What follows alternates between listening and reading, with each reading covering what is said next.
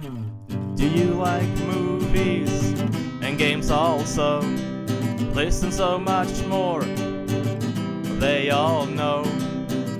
Vice, Lotus and friends, welcome to Corrective Consciousness. Welcome to Corrective Consciousness, episode 73. I am your host, VyseTheBold, and this is... Lotus Prince. And MintyMitz. Welcome back. Hi. Yeah, you've been gone. I know. Well, things to do here and there. Faux show. It's like, I went to a trip to Japan, like last month or something, and it's been like, moving in The same trip to Japan? The same trip to Japan. Everybody went to Japan this year. Yeah, except for me. Literally the same trip to Japan as Old Man Stompy. Yeah. Literally the same trip.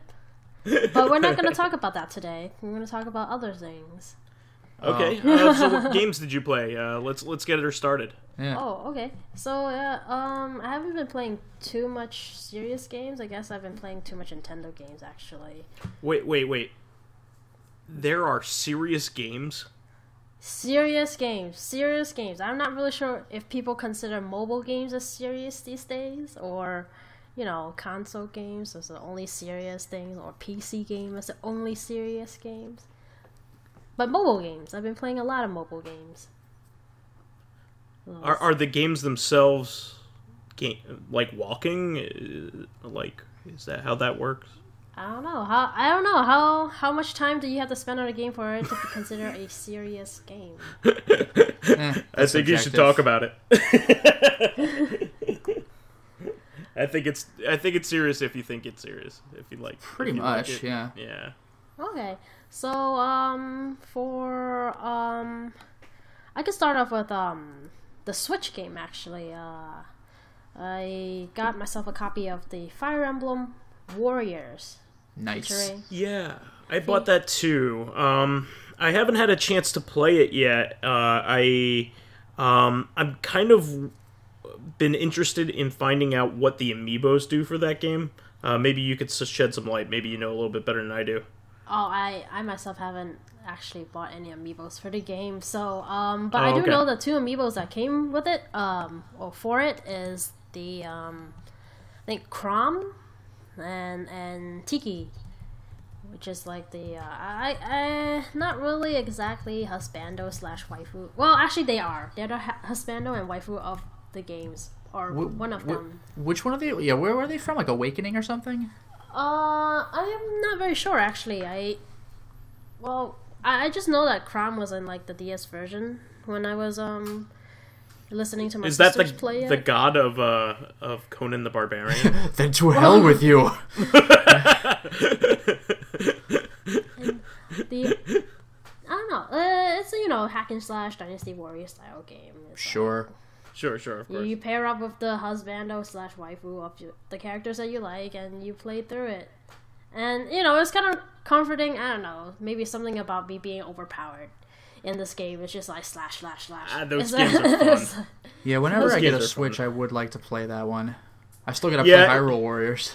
It's one of the few Warriors games. Like, I'm never going to really play like Dynasty Warriors because, like, I don't know. I just don't. The characters don't resonate with me. I don't have that connection with. Well, you don't want to play 8 base games plus Empires plus whatever the hell expansions they have, like all 20,000 PS2 games that all cover the same historical story.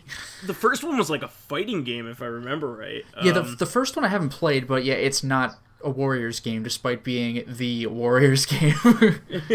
yeah. It didn't start until 2, from my recollection.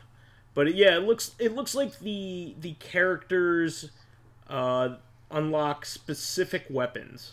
So Chrom and Tiki unlock an amiibo exclusive weapon. The rest of the Fire Emblem amiibos just give you like temporary boosts.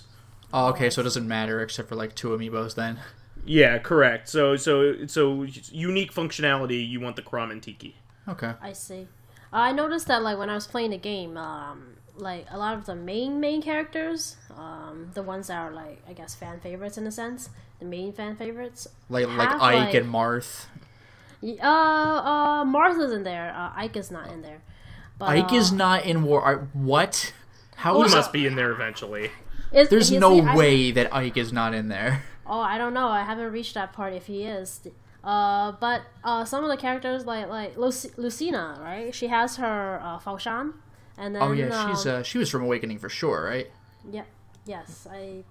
If Chrom is there, Lucina is there. Okay, so Chrom was from Awakening. Okay. I'm not very sure, so I have to look back and. If they're from the same game, it was probably Awakening. But like the reason I bring up Ike is that he was from the first Fire Emblem game that was like that really put the series on the map in the United States, like the GameCube one. Huh. That was a solid game too. What about Roy? I would assume that because Roy was from Roy's one of the oldest Smash. ones. Yeah, Roy was from one of the original Fire Emblems. I think he's that from America, the first one. Yeah, America didn't get that game until it got like a remake or something. Like we had no idea who Roy was until Melee came out. He's our boy Roy. Yeah, Roy's our boy.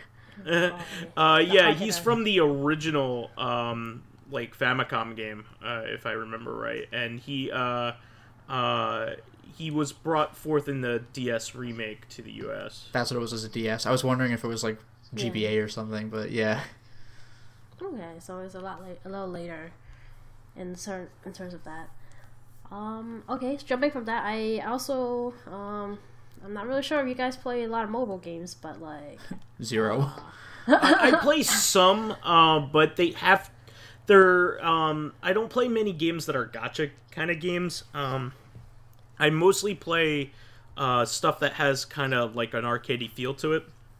Oh. So I typically like a lot of pinball games and things like that. Games where I could buy like the content. Super Mario Run I actually like quite a bit. And Sonic and stuff like that. But generally speaking, I don't like it unless it's like, you know, it plays like a console game or you know, a pocket game, you know. Oh no. Okay, so if it's like a console game, like they also have the mobile game Fire Emblem Heroes, which is basically it's the waifu game, right? it's like the turn-based strategy, just like the DS. It's also like it's like pretty good art. Like the art's cute, and you know they have the chibi forms when you're like doing the movement for the tactical movements. Sure. You know, it's like the combo where it's like, oh, one is stronger than other swords are stronger than like the axe. Axe overcomes like the lance. Yeah. Mm-hmm. And the lance overcomes the sword. Yep. Mm-hmm. They all have that. I know it's still a gacha based. It's a little hard to collect because it's just like if you're gonna do like a whole entire summoning for one run, it's like 20 orbs, and in order to get 20 orbs, you have to kind of do all the daily quests that they require, and sometimes you run out of stamina really fast if you're not very good, and it takes some time to collect more orbs, or and they come out with like a new banner, and a new banner goes like, oh yeah, I have these new characters, and it's like, oh my god, I want to get those characters too, they look so nice. Yep. It's sucks like you the in. whole it's like I gotta put this down, and then they know if you're about to like jump off this game to get something else, because they're like, oh, by the way, we have a free summon, come back to Yep. us. And That's how they get you. It's like, oh, I guess I'll use the free summon if they're giving it, and then you go into the game, you play it all over again, and that's one of the mobile games I play. The other one that just came out on November 22nd, I believe. Yeah, 22nd, November 22nd. Animal Crossing. That's right, I heard Pocket about Camp. that. Yeah. Oh my god, I told myself I wasn't gonna play this game. I was like, nah, I can't play this. I'm gonna get addicted to Yeah, I was this gonna say, game. Animal Crossing isn't a game, it's a lifestyle. It's a lifestyle. It's kind of like a chore that you do every day that you like. Yeah, so I told myself, it's like, no, I'm not gonna play it. And then I look at myself and it's like, oh, I'm level 32 now. Which is pretty high, actually, if you're playing it every single day since it came out. And it's like, you just run. Yeah, it is a lifestyle. You run errands for like the animals. Shake the fruits off the tree, go fishing, catch bugs, collect the shells. When you play, do you ever go, I really like your peaches, want to shake your tree? No, I'm thinking that doesn't happen. Like in the Joker? The Steve Miller Band song? Anyway. I don't think I get that one, but... yeah, even when you explain it, I don't get it. Well, I only have one peach tree in my town, but my sisters have, like, additional peach trees, which, like, basically equate to they put them on the market, and other players come along, like, oh my god, my animal needs peaches! Sell me your peaches. And then that game goes around and around. You have to ask people, are you selling this? Can I have this from your market? So, what's the end game in Animal Crossing? Like, getting all the stuff you want? Is that, well, no, is that you gotta, at least in the older games, you gotta pay off the guy who has you in debt, however many bells. Oh, yes. Oh, my God. So you basically go around in your camper van or something like that, and you go to, like, the forest area, the river area, the ocean area, and that camper van, it's like your moving house. It's like an RV in a sense, I would say. Eventually when you level up, you actually get a RV looking style van, and it has like the first floor and the second floor, and you kind of built, you make furniture and put it in. But I don't think a lot of people actually go into your camper, so people don't really see in like what you. It's just for your own satisfaction, huh? It is on your yeah, basically, and that's where you do the bell paying. You get a loan from Nook automatically, and you pay them off, and you get like a second level or something like that, or increased space. But what you really see is like you go to your campsite, and animals come visit your campsite. The end goal is to satisfy the animals to a specific level and build furnitures that the animals will like, and they'll come to your camp, and they'll be like, oh, you have some space, can I hang around for a bit? Or they'll be like, oh, you don't have enough space. Well, when you're cleared up, just let me know and I'll come by. And then it feels really shitty kicking them out, though, because it's like, oh, please don't kick me out of your camp or something like that. They say, like, some weird mundane things. It's like, oh, my heart, oh, help. Why do they do this to me? And so you can actually cap at leveling unless you level up, like, a specific camp style they like. Like, let's say, like, it's usually, like, cute or sporty or, like, natural. You only have this like level 1 tent, and it's already maxed out, so you have to like actually either use like leaf tickets, which is the like real money currency type of thing, but they give you a bunch in the beginning, so you don't have to worry about it for a while. And you either, like, if you're running out of materials, you can use leaf tickets to help you either make the storyline go faster, or make the items be built faster, basically using real money to bribe the alpaca, which his name escapes me for a moment. The blue and pink ones, right? The blue and pink one. What's his name? Oh my god. I have the amiibo of them because I wanted the KK Slider amiibo, and it came with them. I remember the girl's name was Reese. Yeah, I got no idea. They're my least favorite amiibos. I know his Japanese name, Kaizo, but you know. Yeah, I don't know Animal Crossing like at all. Oh, Cyrus. Oh, okay, I was gonna say except for like Mr. Rossetti is the mole guy, and KK Slider's guitar guy because I know him from Smash Brothers. Oh yeah, Mr. Rossetti doesn't like if you like reset the game. I think it is like most relevant in like GameCube, and it's like, oh no, I fucked up or something, and he goes like, oh, you resetted your game, didn't you? Or you didn't save before you don't do it again, or else. Or else, a jerk. Yeah. Yeah, he does this thing where, like, the first time it happens, he's like, okay, alright, let your go off the hook this time, but don't do it again. But the next time you do it, he gives you a really, really long lecture. And then the third time you do it, even longer lecture. And oh my god, let me start the game! Yeah, that was his trophy ability in the Smash Brothers games where he just talks over the screen and you just can't see what's going on.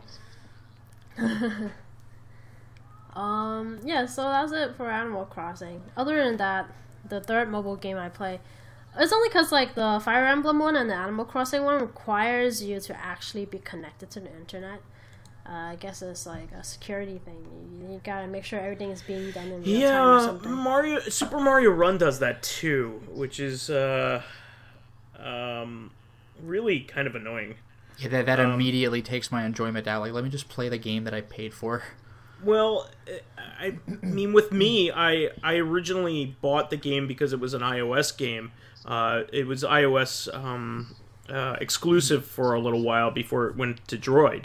And I have a Droid phone, but I have two iOS devices. I have an iPad and an iPod.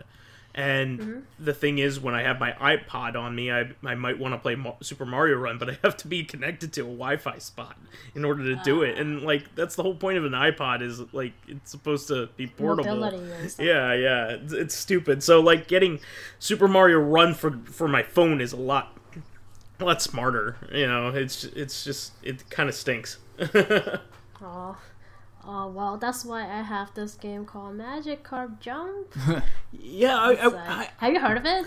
No, but I've been getting the feeling that a lot of Nintendo mobile games are pretty high quality. Like, a lot of people tend to like them. Not too many people have been crapping on them. What do you think? I mean, I think you have played almost all of them. I don't think I played all of them, but I played the ones that appeals to me, which is basically like art. Like, I already like played the Animal Crossing New Leaf, the City Life one, and what was the original one, like Leaf, I guess. Like, so it's like I'm already used to the Animal Crossing art, so I really like it.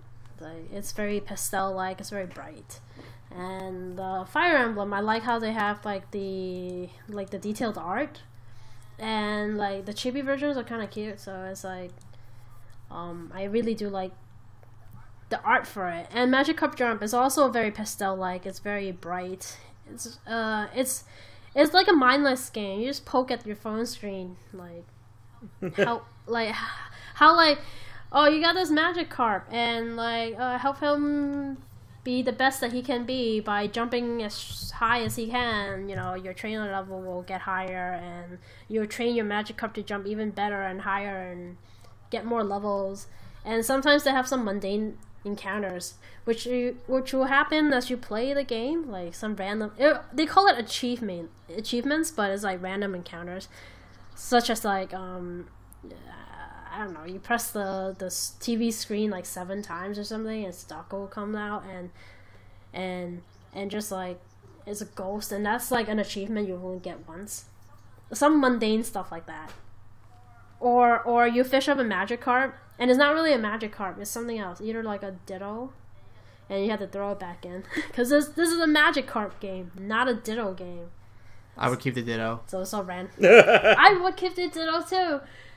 One of the achievements that I haven't quite gotten yet, I just like sort of read about it. It was like, oh, you at random just fish up a Dratini. Nice. It's like the cutest thing. And it's like, oh, but this is a Magikarp game. You gotta throw that thing back. And I'm like, no, I want the Dratini. Yeah, it's a straight up dragon type Pokemon. I would keep that. Oh my god. This is a Magikarp. Weren't Dragon... I almost said Dagron, which is from Homestar Runner. Aren't Dragon types, like, considered, like, to be the most overpowered for a long time? They're pretty up there, although they are weak to ice. Yes. Yeah, they're pretty up there. That's, like, in the beginning. Before they have all the ice type, and then the dark type, and etc., to come in the game. But, like... But Dratini is cute. That's the point. Nice. So that's all I've been playing. Been playing a lot of mobile games. Sure. Animal Crossing has a hook on my life at the moment. Gotta keep the animals happy. Sounds about right. Yeah, with the Magikarp as well. Well.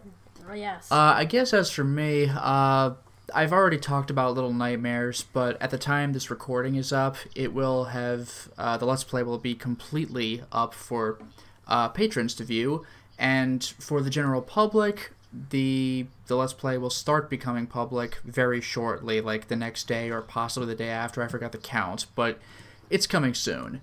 Otherwise, I have been streaming, so I did some more Zombi.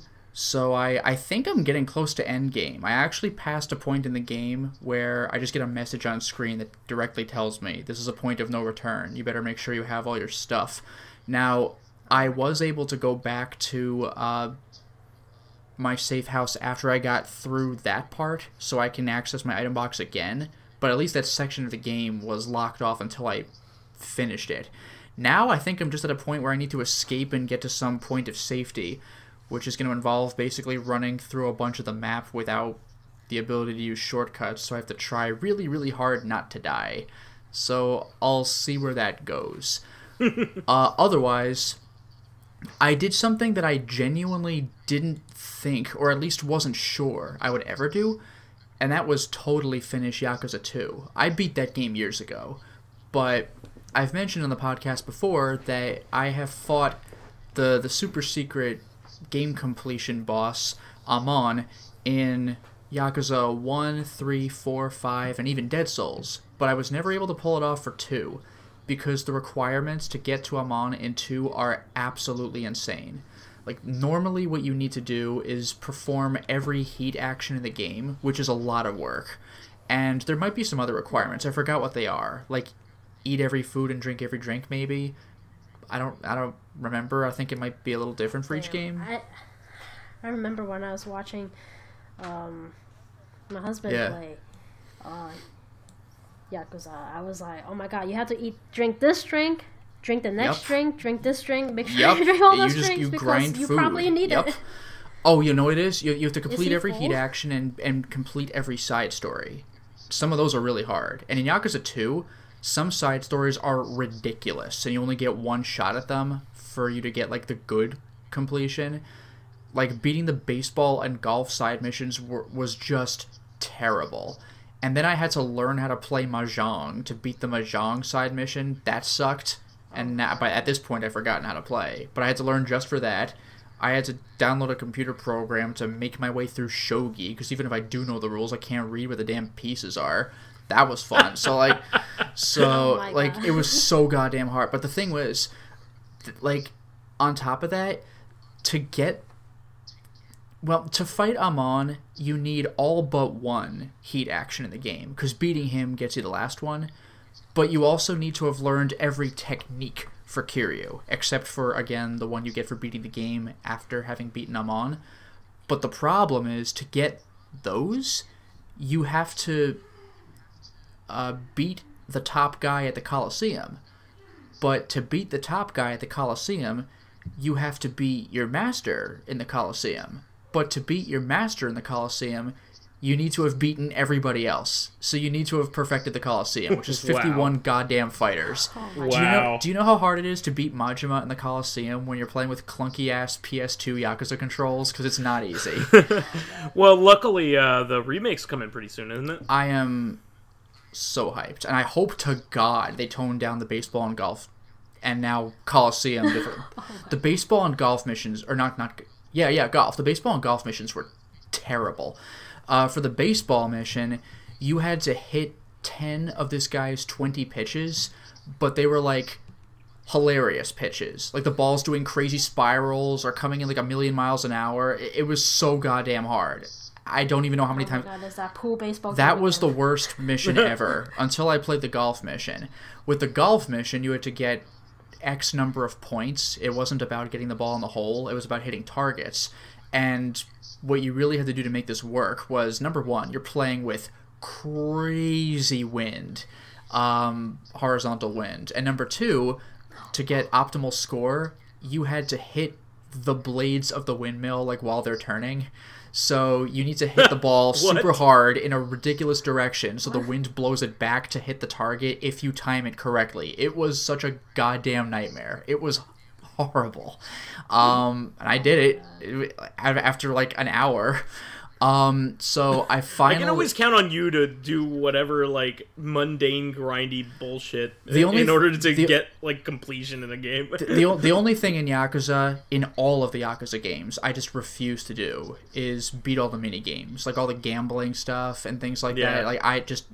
Fuck it. Like, and you don't get the super cool stuff from doing it anyway, except in Yakuza 4. So I just abandoned attempts to get the golden gun in Yakuza 4. I don't want it that badly. Did you play Buxilius at any length? Because people love those games. That game's, I played it for fun, but I'm not going to complete the minigame list of, like, beat everything. No goddamn way. But Buxilius is fun, yeah. I heard it's, like, legitimately, like, a good shooter on its own. It really is. And Yakuza, I think that might have been in Yakuza 3, maybe? And I think 4 had, like, Buxilios and Buxilios 2, and 5 had some new game, I forgot what it was called. Yeah. Which, and so I finally beat Amon, and that's, Yakuza 2 is where you learn that there are 4 Amon opponents, and you fight them one after another. Not in a row, thank God. Like, not as, what do you mean 4 Amon opponents? Like, they have the same name? Like, what? Well, in Yakuza 1, you meet Amon, and he's the super assassin, and it's like, oh man, how am I going to beat this guy? And he's the only guy in the game who has, like, 3 phases within the same fight. But then in Yakuza 2, there are, like, just 4 Amon brothers, and he was just one of them. And you're like, ah, shit. So, there are brothers? I assume they're brothers. And what's great is that they have appropriate names. The first Amon brother you fight in 2 is Kazuya, and I think, like, Kazu was a way of saying 1. And then you have Jiro, and, like, G is 2. And then San is 3. San, yeah. And it's just like, oh, I didn't get that until way later. So Kazuya fights with 2 gigantic axes. Jiro fights with guns. Sango has a fucking rocket launcher. No enemy in the game has one of those except for this guy. And he's actually the easiest guy to fight because he doesn't want to shoot it when he's up close. And he's actually pretty slow and clunky. And then the original Joamon, he's crazy hard. He throws grenades at you. He has, like, weird, like, electric guns. He has photon blades, which you only get for beating the game on hard mode. They're just straight up lightsabers, and he dual wields them. It's like, oh shit, he's so difficult. You're fighting this guy. Yeah, let me tell you though, even though I died more times in Yakuza 2 against Amon, I'll still say that Yakuza 5 Amon was the hardest. I think I beat him on my first try with him on 5, but I still argue he's harder. He was so full of shit. He's, like, literally flying at me and leaving explosions behind. It's so hard to dodge that guy. He was insane. He was moving like the final boss of Metal Gear Solid 2. It was bullshit. I can't wait to play these games. What I'm going to do is I've decided that I'm going to wait for the 2 Kiwami games to come out. And yeah. I'm going to play 1 and 2 like that. And that'll be the way to do it. To 3, 4, 5, and, you know, play the whole series. Yeah. Although I will say this, though, because I also started playing 0. I got hit with nostalgia that I didn't realize I had for Yakuza 1. Like, I see names coming up that I haven't seen since, like, Yakuza 1, because certain characters die, and then I see their names again, and I'm like, oh, man. And it's really cool to see Kiryu, like, he's not the 42-year-old, like, I've seen it all and I have a way of doing things Kiryu yet. Like, he still has principles, but he's a little more brash and 22, and the opening cutscene is him doing, like, his grunt work before becoming, I assume, the Dragon of Dojima, because Yakuza 1 opens with him going into an agency. He's a legend. Yeah, he's already a legend. Well, in Yakuza 1, he's like the scary brawler of the Dojima clan, and the tutorial fight is going into a collection agency and just beating the crap out of guys who haven't paid and should have. But in 0, the tutorial's later. You beat up just some thugs harassing somebody in an alley, but the opening cutscene is you just mercilessly beating the shit out of some guy who owes money, and it's kind of uncomfortable to watch. And Kiryu's just like, it's just like, Jesus. Like, Kiryu does not look so, like, you know, noble at this point. Like, you'll learn how his character works, and if you're playing 0, then you might already have an idea of how he works, but he is brutal in that opening cutscene. It's pretty vicious. Because he's just beating up some salaryman who owed money and hasn't paid. Like, this guy can't fight. It's terrible. But Yakuza 0 is really interesting because it takes place in the 80s. See, a staple of the Yakuza series is whenever somebody needs something from you long distance, you get a text on your cell phone, and then, or sometimes a call. So you have to deal with that as it comes. And it's like, this person says, hey, there's a hint around the area, you should go and look. But cell phones didn't exist in 1988. So what you have to go to a payphone? Yes. See, what's great is you do have a pager. So you get a page from like a 6-digit number that you hopefully recognize, and if you do, it's like, oh, that's the code. That's the code that says call me. So you have to go to a payphone, of which there are more than in previous Yakuza games, if memory serves. There would be because you need to actually use them as everywhere. payphones for once in your life. Yeah, because in the Yakuza games, even in Yakuza 5, payphones are save points. And they still are here, but now you're actually using them to call. Normally you just whip out your cell phone, but you must walk to a payphone, and it's kind of great. Oh, and one thing you're really gonna like, by the way, Vice in particular, is we just mentioned the arcades in all the Yakuza games, and you get to play stuff like, Virtua Fighter 2 and Taiko Drum. This is 1988 though, so you have like arcade perfect Space Harrier, oh yeah, Super Hang-On, Outrun, and Fantasy Zone. Yeah, I was gonna say probably all the Yu Suzuki games. Now here's the part you're super scalar games. Here's the part you're really gonna like. Yakuza has never done this before to memory, but this has 6 view types when you play the arcade. So there's standard 4x3 where they have the arcade machine surrounding it to show you that you're playing an arcade game. There's the widescreen view, and then there's completely filling your TV screen view. Oh, wow. So that's really cool. But there are 3 other views. It's all 3 of those, but with scan lines. They actually give you that option, which is super cool. Neat. Wow, Like, they must have gotten like M2 to do that. Like, I would expect that from like a fan reproduction of a game or something, but I wouldn't expect to have that as a mini game in Yakuza. Like, that's really, like, move over Shenmue. This is the way to play Space Harrier. Like, however the hell you want. Like, that's really awesome. Yeah, M2 has been known for doing the emulation and like a really detailed emulation, allowing a lot of different options and stuff like that. So they probably ended up doing that for Sega. They've had a good relationship with them lately. Yeah, so I can confirm that you get those views for Space Harrier and Outrun. I haven't played because I haven't gotten to an arcade with Super Hang-On and Fantasy Zone, but I don't see why they wouldn't have those as well. Yeah. So it's pretty awesome. Oh, by the way, in the arcades, all the posters on the walls are for like the retro arcade games because they weren't retro at the time. So it's really cool to see those radical, like, not in-game graphics, like the art, the drawn like pictures for the posters that you'd probably see on the game box if they came out in box form. It's really freaking sweet. That's really cool. It's nice. So I've only beaten Chapter 1, basically the tutorial chapter.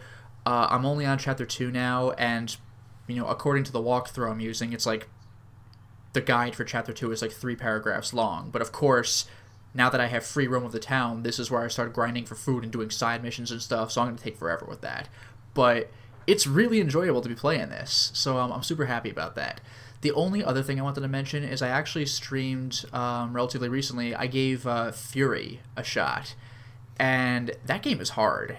Yeah, just straight up. Like it's a hard game. I just died on the first guy. Like, the game is it's nothing but fights. Like, it's just you enter a circular arena and you fight a boss, and then between the boss you just tap X to walk to the next fight. But the first boss just kicked my ass. Like, once I learned how to fight him. The jailer? Yeah.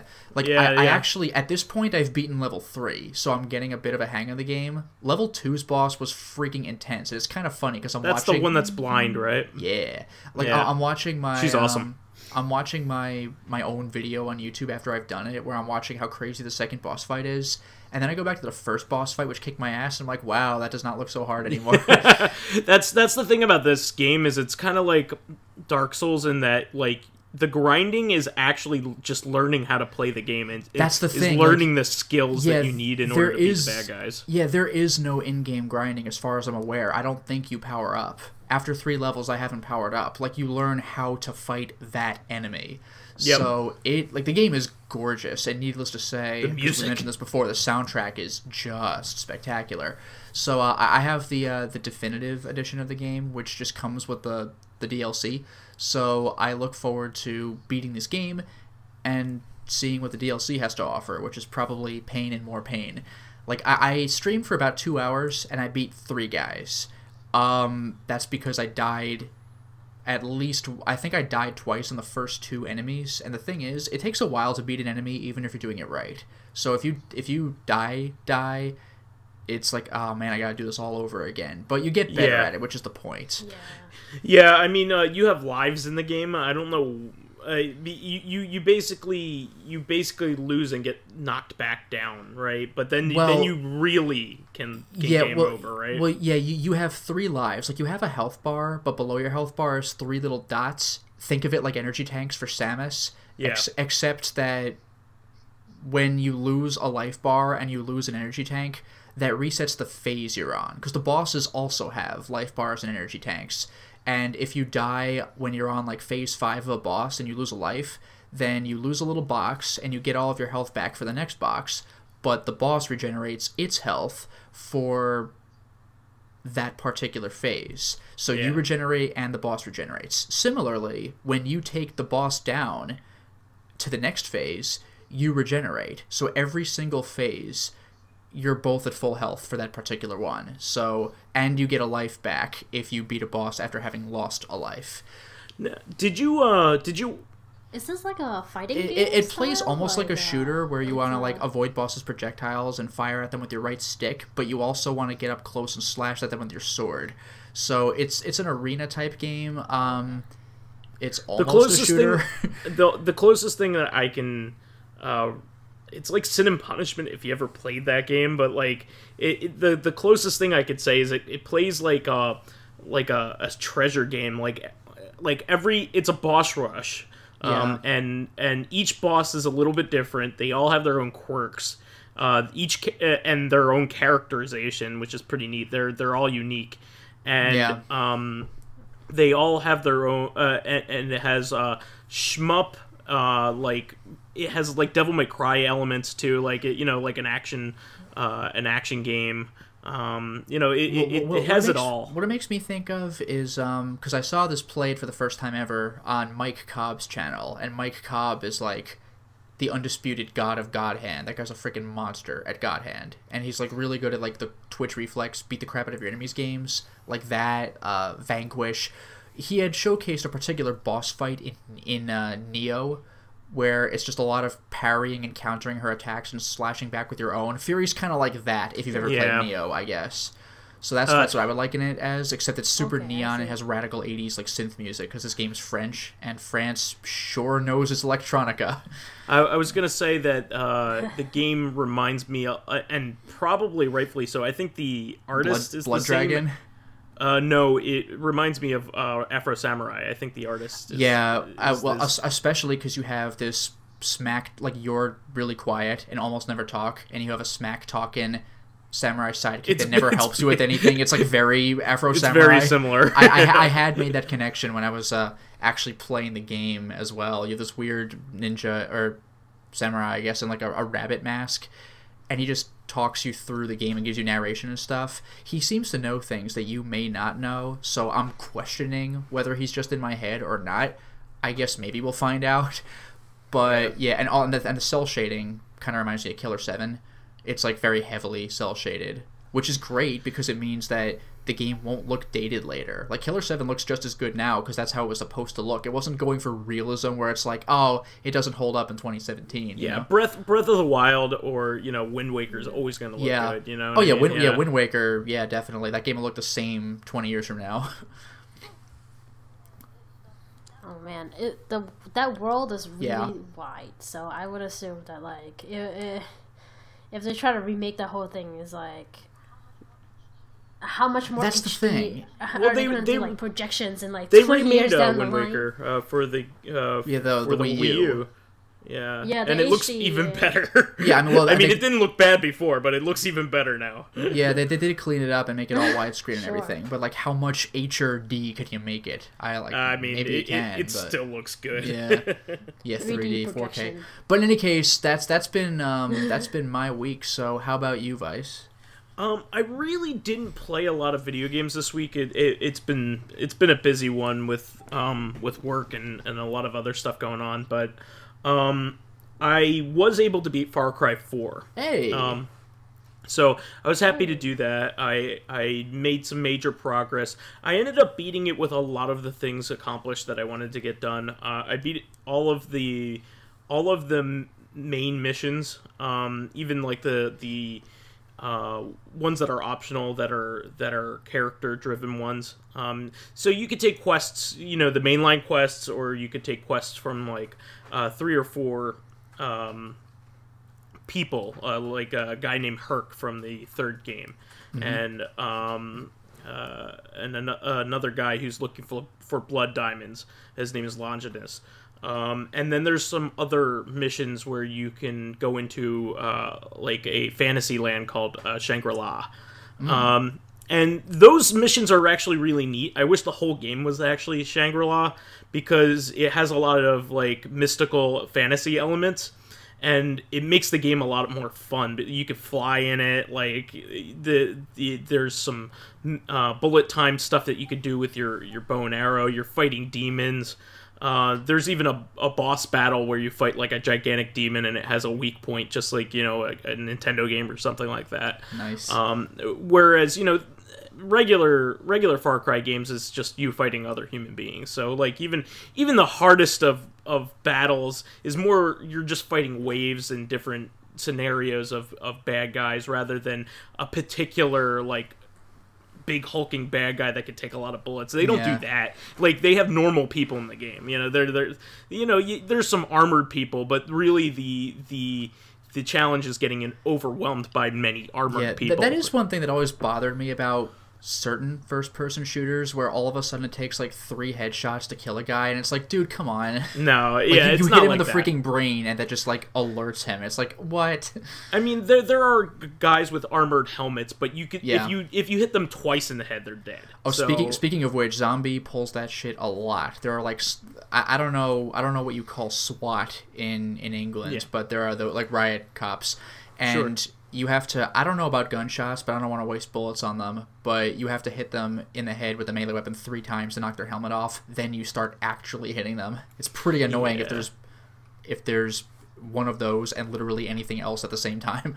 So the big challenge in Far Cry 4 in attacking fortresses that have these heavy guys is that once they get hit in the head with a bullet, even if you have a silenced sniper rifle, they're going to start looking for you if they just got shot in the head. Yeah. And the sniper rifles all have a cooldown time. You need to shove a bullet back into the chamber. Yeah, exactly. Mm-hmm. So and then making a second headshot is much harder because the guy is frantically looking around. Yep. And if you're far away, which is what where you should be if you're using a sniper rifle. It's never a not for those kill, guys, though? because they have the helmets on. Yeah, that's tough. It's it's 2 shots, which I think is reasonable. I mean, if you want to add a little bit of challenge to your game. So what you have to do with the later outposts and later fortresses is you basically have to pick off all of the enemies that don't have a helmet. Yeah. And then there are like 3 hulking, armored guys walking around, trying to do their thing. They're admittedly pretty stupid, because after a while they just give up on looking for you if you disturb something around them. Yeah, it's video games. Yeah, so, after it's like Deus Ex Human Revolution. That game is great, but they push that pretty hard. Like, the guy's like, where is he? Back to his patrol. It's like, dude, I'm infiltrating a military installation. Yeah, You think it's you'd care a like little more. and is like... Go ahead, MintyMitz. Oh, no, I was playing Deus Ex. It was like, oh shit, I alarmed them. I gotta hide. Yeah, just hide under some stairs for like 15 seconds and watch your little radar go from red to green or whatever the color is when they don't care anymore. Maybe to gray or something. Yeah, it's like, I guess they just gave up. That's why Metal Gear was great, because like they played off of that expectation that they knew that you would try to exploit that AI in the first game, and then when Metal Gear Solid 2 came around, they actually check under shit and flank you and like really go after you. No, you know what one of the scariest moments I think I had in Metal Gear Solid 2 was, and it wasn't even me playing. It was when my friend was hiding under a box, but it was kind of conspicuous, and a guard came up. He didn't even uncover him. He just like walked up to the box, was like glancing at it, so you're like sweating bullets, like just I still better not move. I love that. And then he actually lightly kicked the box, like not off, but like so it moved a little bit, and you're still not supposed to move, and you're like, Jesus Christ, like until the guy finally gives up and leaves. It's so stressful. I love that, but like I love that Metal Gear Solid quickly improved upon the AI for searching, but like other games didn't get past like the first game, which is kind of like, funny. They'll break out their radios and call support.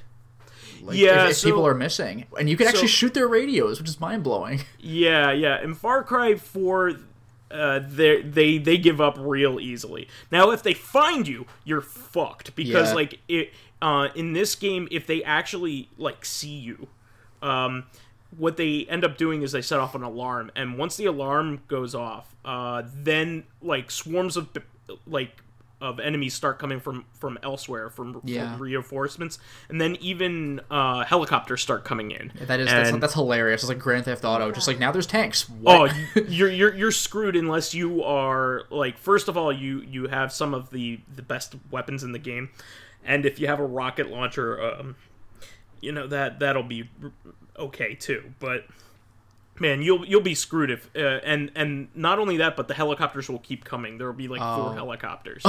God damn. So yeah, like that's the way the fortress is. The fortresses are supposed to be hard. Now this is one thing I'll say Deus Ex did right, is if somebody sets off an alarm, then the people who are in the area will come closer. Like it doesn't spawn more guys. Like people will show up. You don't want to set off the alarm because that's where you are, but you could potentially exploit that to like have people all run to one area and then you go to a different area or whatever if you really want to be stealthy about it. Good for the original Deus Ex, not so much for Human Revolution, where you get a skill point bonus for not having the alarm go off. So I ended up beating the game with all the outposts, all the towers, all of the main missions done, and almost all of the signature weapons unlocked. I could go around and still unlock like 2 more, but they would be extremely easy for me to get at this point. So I did a lot of the fun things in the game, and there's tons and tons of other side quests. I also got every piece of gear unlocked, nice, which is good. I didn't level up my character entirely because there are 3 things at the end that have 10 slots, and it's just improving the duration of your syringes that help you do things. So I effectively have gotten all the upgrades. So anyway, getting back to the heavy guys, once the last 3 heavy guys are left, what you have to do is, one of the upgrades you get late in game is you can actually go up to them and stab them for a stealth kill. So that's how you have to get rid of them when there are only 3 of those guys left. So it's stressful, to say the least, when you have 3 heavies walking around and they're all like patrolling, and the only way you have to kill them and not alert the other 2 is by sneaking up behind them. So anyway, I get to Pagan Min, and so this game does something very interesting narratively. The game actually kind of makes you feel like crap for having played the game. There is no good choices in the game. Like, basically, you being in the game at all is basically of your own volition. And you get to the game, and Pagan Min basically says that. So you had told me a long time ago that there's an Easter egg where you can go to Pagan Min, and Pagan Min says, hey, I'll be right back, while he's like torturing a guy you had met earlier. Yeah, this is how the game starts. Yeah. And basically during that time you're like, well, screw this, I'm leaving, I'm getting the hell out of here. Well, if he comes back, he basically lets you do what you came in the game to do, which is scatter your mother's ashes, and basically gives you the end of the game.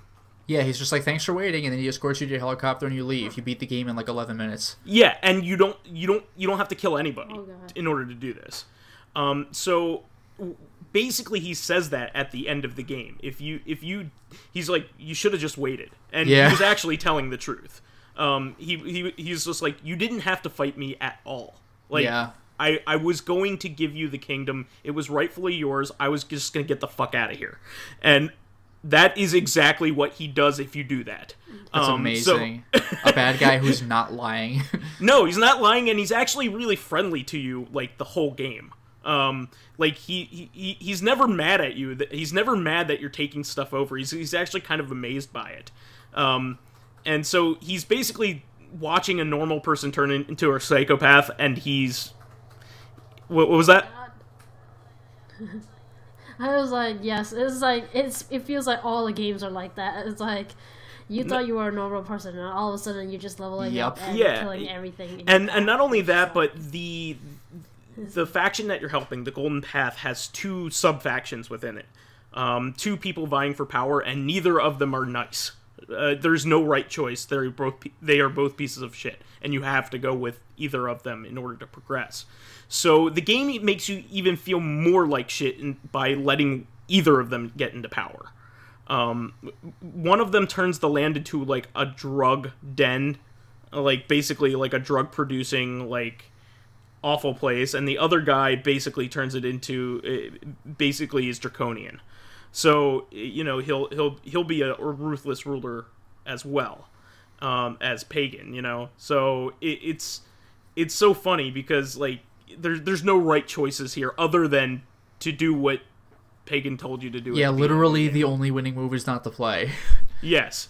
So I got to the end of the game and he basically says, okay, you could be the psychopath that I know you to be, shoot me, which is boring, or we can finally do the thing that you wanted to do, which is scatter your mother's ashes. And me, I'm like, oh, well, I don't trust this guy. He's the bad guy in the game, so I just shot him. And that actually just gives me the bad ending of the game. It's just like, oh, you shot him. And there's no revelation. There's no like furthering of the story. It's just like you go back out into the wilds and do whatever you want. But basically you get no finality to your story. Yeah. So I locked myself out of the good ending of the game, but it's still kind of funny. I watched it on YouTube, but it's there we fun. go. Yeah. But literally, I love the play of expectation. So I like the fact that basically the only good ending is not playing the game. So yeah, I like that a lot. I got basically to the end of Metroid Samus Returns as well. I am at the very last point where I can go fight the Queen Metroid. Sure. But I have all of the upgrades, so I'm going around and collecting the stuff that I could never collect without specific upgrades. Yeah. So I'm doing that, and I should have that beaten by next time. I just really quick wanted to go over a couple things. I picked up a couple games, I picked up Super Beat Sports, which is a game by Harmonix that I'm looking really forward to playing on the Switch. It's a rhythm party game, so I'm really looking forward to that. It's like, you know, like a couch fun game, you know, like Towerfall or whatever. I can't wait to play that.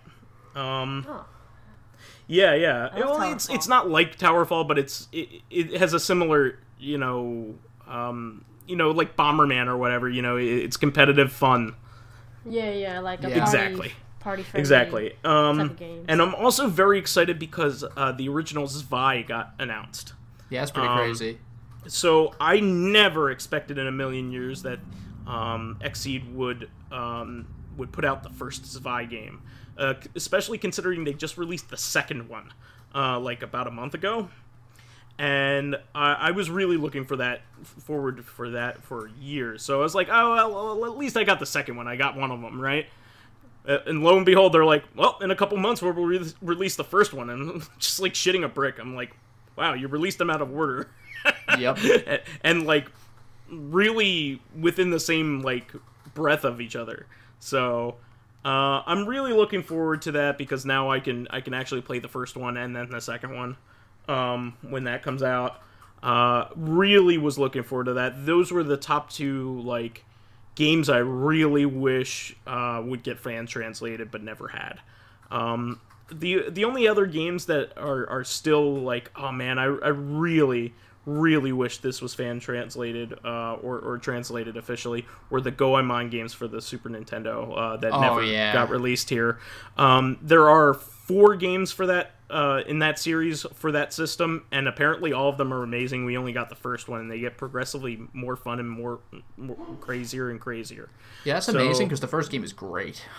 Yeah, I'm looking forward to when somebody finally puts in the time for them. I think they will eventually because I think there's a group right now that's running through them all chronologically, so they're starting with the Famicom games. So I don't really care much about the Famicom games, but bravo to them for doing the whole thing if that's what they're doing. I also wanted to mention the fact that my girlfriend is getting very interested in the Disaster Artist, and I am very happy. Yep. So The Room is a movie that is very near and dear to our friends, our group of friends here. We've been watching it ever since it became like a cult hit, ever since the very beginning, and there is a midnight showing in Philadelphia that I really want to go to of the original movie. You know, with spoon throwing and the whole bit. Yeah. All the rituals that I really want to take her to it, but I have work the next day, so I want to take her to. I've never been to one of your guys' like The Room adventure. I only heard about it randomly. Like you guys buy boxes of spoons. Yeah, in my opinion, it's worth doing once. You don't even really see the movie at these events because everyone already knows the movie and they yell stuff out at appropriate times. So like if you've never seen the movie before, don't even bother. Like watch the movie, then go to the screening because you will not see the movie at the screening of the movie. Yeah.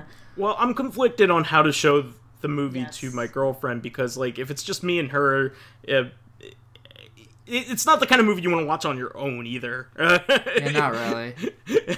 You need to have it in a group situation, I think. I think it would be best if we were all watching it. But just like to point out how ridiculous the movie is because that's half the fun. But she hasn't watched it yet, but she's really interested in it because it's James Franco and she loves the stuff he does. So I'm really looking forward to showing her the movie and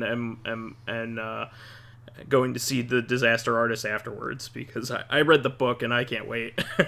Yeah. At least it's Neil Breen is a whole other level. Yeah, nah. And I also wanted to mention that her and I, just real quick, went to round 1 earlier this week and we cleaned up on prizes. I brought a bunch of my cards. I had cards from all the times I had gone, and we consolidated all of our tickets, and we had gotten really good at playing the Space Invaders Redemption game. We were hitting the jackpot like very frequently because we were playing really well together. And oh my god, I can't for the Space Invader, I don't know. I'm not sure what I'm doing wrong, but like they get too fast, and I'm like, I start panicking, and I just can't hit them. It's a very difficult game. So this is made by Raw Thrills, the same guys who make the Cruisin' games and the Fast and Furious games, and also the giant Pac-Man machine.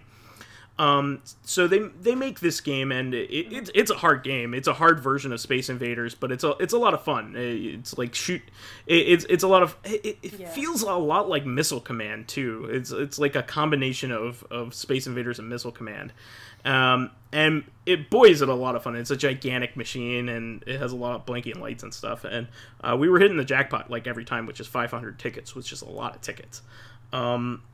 So my girlfriend wanted to get a. She's really looking forward to going to MagFest. She wanted to wear a big unicorn head that that round one has. It's a big fuzzy unicorn head, and she was making it her goal to get this thing.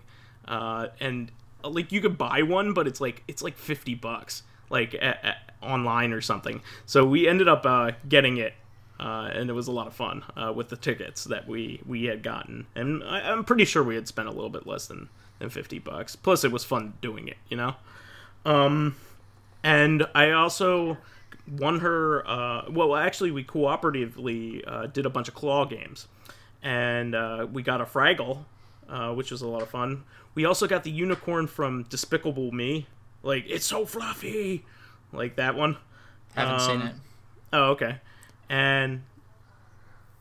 Oh, exactly. The little girls. Yeah. Right, and both Mario Brothers. So, I was really happy. Yeah, I won a Mario, and then I won a Luigi. Both Mario and Luigi Mario? Yeah, it looked like John Leguizamo. It was like he was Spanish. The guy from John Wick? Wow. Yeah, it's so weird. Yeah. He had a Spanish, like a Puerto Rican accent. It was weird. Yeah. Weirdest Italian I've ever seen. But anyway. But yeah, we can move on to a question here. All right, this one I think will be a quickie, because I don't know... MintyMitz might have the best chance of answering this. So, Lazrule asks, who would win in a fight, Garian or Priscus Augustus? And go. Now, for some slight context, he said Priscus Augustus or Priscus, I don't know. It would be lived Priscus. from 305 to 395 AD. Most impressive, 90 years old at that time. He was a philosopher and theurgist, which means divine magic, who avoided execution and went on to teach. And Garian, I had to Google this, and I actually guessed right, because it's the only thing he freaking references, because it's freaking goddamn esoteric bullshit. Yeah, Garian is a playable character in Dark Savior for the Sega Saturn. So I'm gonna guess that Garian's gonna win just because he's Landstalker. Yeah, I'm gonna guess that Garian's gonna win just because he's a video game character who kills people instead of a teacher from 300 AD. Oh my god. Yeah, and he lived to be 90. Yeah, except that in this guy times. lived like in real life, I think, so he did not have divine magic. Yeah. Well, he's dead now. Just show me that magic. Well, if he has such divine magic, then how come he's dead? Riddle me this. Well, maybe Garian only exists on a disc somewhere, so maybe he could just snap it. That's true. But what if Garian is pumped up full of jalapeno juice? Then there's no stopping him. Game beans. Yeah, game beans. You don't want a bad batch of that though. You'll drive right off a cliff. He's had all the bark bread and game beans. He spent half the night slurping down half-price dogs. Nobody's gonna get this for like a month and a half to 2 months. I don't care.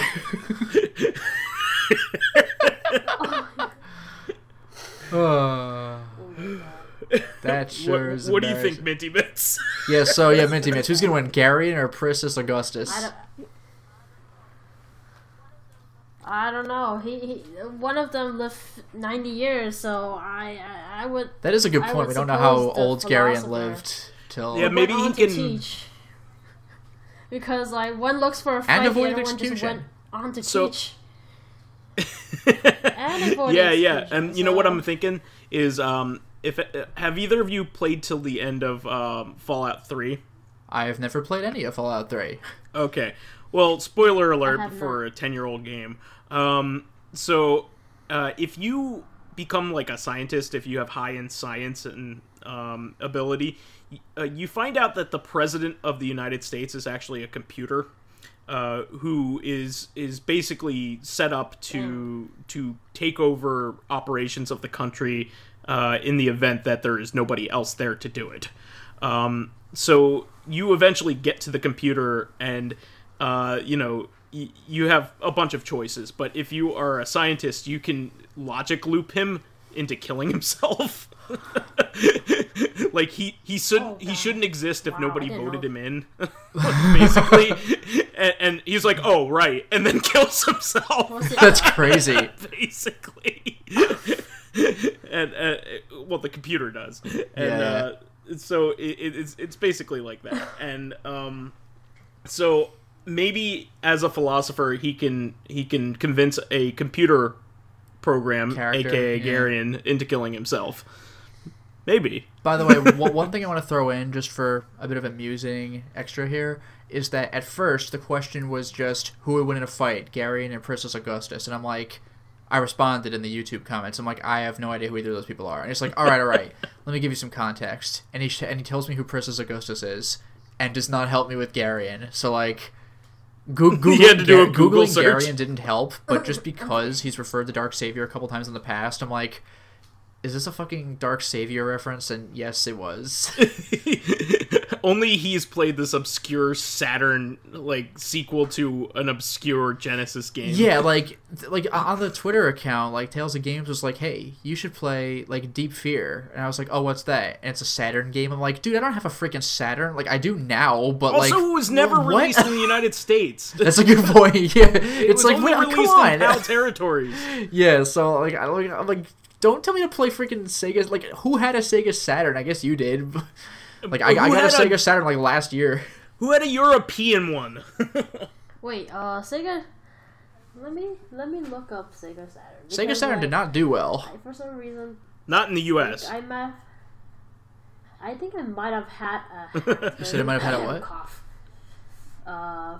Yes, I did. Man, I had a Genesis, and that was as far as my Sega consoles went. I went to the Nintendo 64 after that. I had the Tower of Power way back when. Nice. My brother bought every upgrade Genesis 3, for 2X, and Sonic and Knuckles.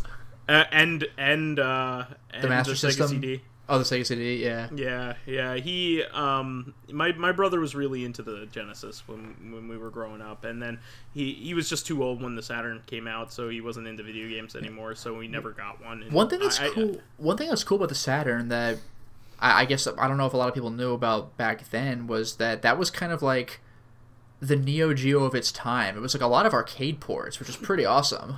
It was made specifically for Sega to port their arcade games. Yeah, and that's awesome. Like Golden Axe The Duel, like not the best game ever, but it's an arcade perfect port. You could play the arcade game at home straight up. Like, all right. Yeah, they kind of went the wrong direction with things. They didn't realize that arcade games were going to be coming out of style. No, a big problem. Do you know about the fiasco with the Saturn in America?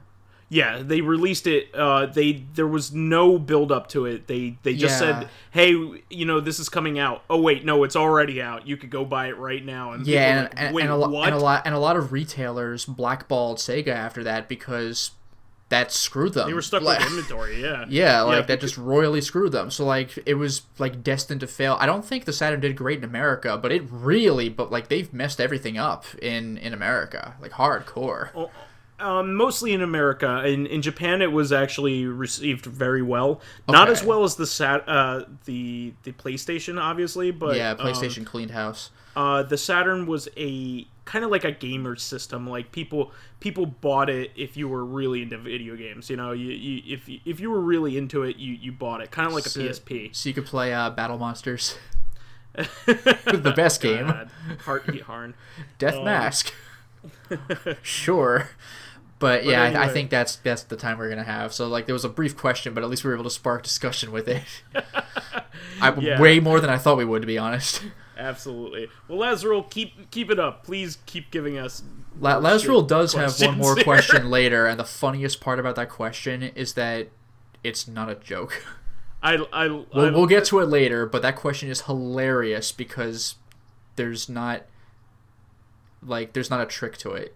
It's just a straight up question. What's the meaning of life? It's a real down to earth like video game based question that we probably understand, but the question's funny because it has to exist. We'll get to that later. I can't wait. He's a genius. I love this. All right. Well, we will catch you guys next week. Let me bring up my outro so you guys can listen. Whoa, behind the scenes with VyseTheBold. That's the show for this week. Not scripted at all. We want to thank our fan who contributed a question here this week. Please keep us supplied with awesome topics and by submitting questions of your own. on the YouTube and Soundcloud pages. While there, please give us thumbs ups, likes, and 5-star ratings on iTunes. It helps us promote and spread awareness of the show, and any bit of encouragement helps me stay sleep positive. at night. Yeah. Makes me not want to end this whole goddamn thing and stop paying for my SoundCloud account. Jeez. God damn it. That took a turn. You could... Oh, man. I think you'll do fine. Eventually, one day, somebody's gonna hear... Oh my god, these guys we're gonna hear our... we're gonna hear our fumbling for scripts like on actual national radio. We have Lazarul, who is a celebrity compared to us, so... Yeah. That's for sure. Yeah, just in case people don't know, I think we've mentioned this, but Lazarul is one of the people who made Charles Barkley's Shut Up and Jam Gaiden, which is probably the best RPG ever made. It's probably legitimately the funniest thing I've ever played. It's the funniest game ever. Yeah, if not, then it is like top 2 or 3. Like, it is way up there. Basketball? Probably is number 1. Yeah, no, it's mine. You can also catch us on Thursdays on our sister podcast, Reactive Consciousness, the in-depth look at this week in our lives. Finally, you can friend me as VyseTheBold on PSN, Xbox Live, Twitter, and now Battle.net. Whoa. And you could follow me on my YouTube channel, Lotus Prince. You can hit me up on Twitter at Lotus Prince. And finally, if you are interested in seeing my videos early, getting in on exclusive live streams, or even selecting upcoming games for me to Let's Play, then perhaps consider swinging by my Patreon, which can be found at patreon.com/LotusPrince. And for me, MintyMitz, you can find me frolicking around Final Fantasy XIV.